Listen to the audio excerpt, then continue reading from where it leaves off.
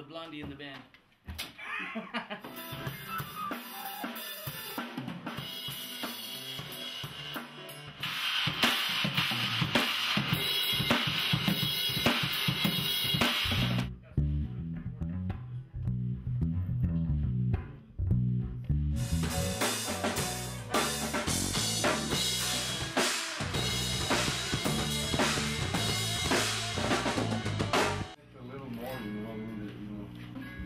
He's busy on his drums, he's busy on the kicks. Yeah, he's got to pay attention to the kicks.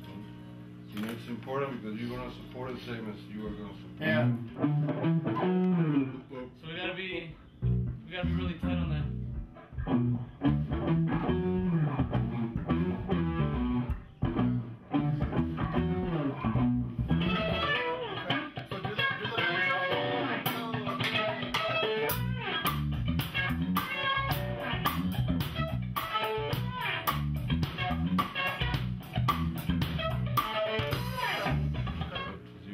To his lyrics.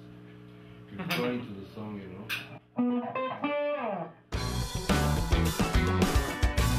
I was going through a lot of hurt, a lot of confusion, a lot of anger. I don't know, all of a sudden the lyrics started coming to me. I can sit down and try to write a song and it just won't come out. It just has to come to me. I had this riff in my head, this bass line. Started playing it, you know, as I was playing it, more lyrics would come to my head. And I think music is like a vehicle that'll transport you to different places, different emotions.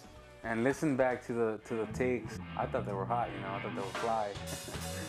Hugo obviously had a different opinion about that.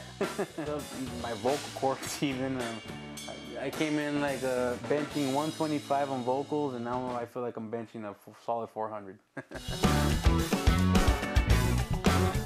I remember Joe walking into the studio. He really didn't know what he was expecting that day to happen. I told him, what is your meaning to the lyrics, to the words, to that part of your life that made you write this song? And he starts singing, and I start pushing the tonality of his voice. I start pushing the message of the song itself, and I start pushing. It starts coming out, and it starts coming out until I finally heard this powerful sound of this great vocal. Every section of the song was produced so that it could go well with the bass line and the guitar parts, but also so that it could mesh well with the percussion parts that we were going to have, which we have the privilege of having Mr. Alex Acuna recording percussion for us. So it blended very, very well, and it created a beat which has a funky feel to it, and yet it has like a little touch of Latin flavor in it. Gerardo just wails on this song. He just totally nails it, and I feel it in my soul, you know. There's the bridge of the song when it goes into a distortion guitar. It breaks down, and we approached it with a tribal drum beat on there, which kind of gave it a more heavy feel. And then it comes back to the chorus.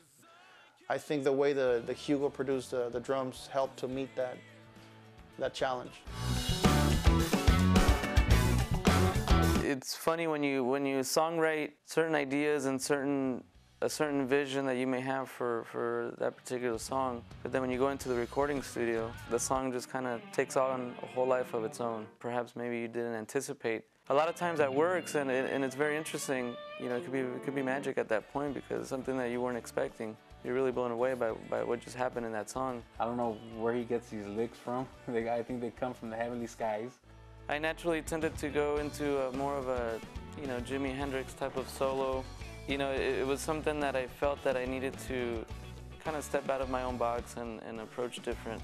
I got the idea of approaching the song more from a jazz standpoint. That was the inspiration. When you have that lyrical content, it's very critical to be able to just place your parts accordingly to what's happening in the song. Being in production in the studio is putting gold through fire. You're pushing that talent to the best it can be. And a lot of times, having that producer is very, very crucial because that producer is a different set of ears. And in a sense, it's not emotionally attached to the song and the music. When I heard all this music, I said, okay, let's do it. Very connected to music that I like the most, which is rock, jazz, a little bit of blues, a little bit of Latin. The style kind of seemed like a funk song, so kind of like a Casey and the Sunshine Band. My initial reaction was trumpets gotta go. I mean, at first we had a hard time trying to figure out what the keys were going to be doing with the rest of the music, because just alone it sounds good with just a guitar, bass, and drums, granted, right? So how are you going to add to that? I mean, how are you going to add to that without interrupting what they're doing, you know? Of course, when you have someone listening to you playing, just listening, and they give you their constructive criticism, sometimes it hurts. Hearing, like me personally, I take it, of course, like constructive criticism, and whether I like it or not, it's for the best of the band. You know, we live those moments where we kind of tend to go back a little bit. We look away, we lose our focus from what the real goal is, and it costs us a lot. Just the creation of the song alone is just powerful. You know, the meaning behind it. It's obvious, it's obvious that this song is touched the whole band and stuff and had an effect on my life. And having Hugo as a producer there, it's been a challenge for me that has bettered me as a musician. He's put me in a situation where I have to ask myself the question, why do I do this? Why do I do that? Is that chord supposed to be there? Should it go there?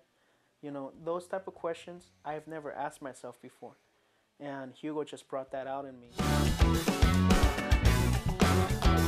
And I'm interested to see how people will relate to the song and with their own personal lives.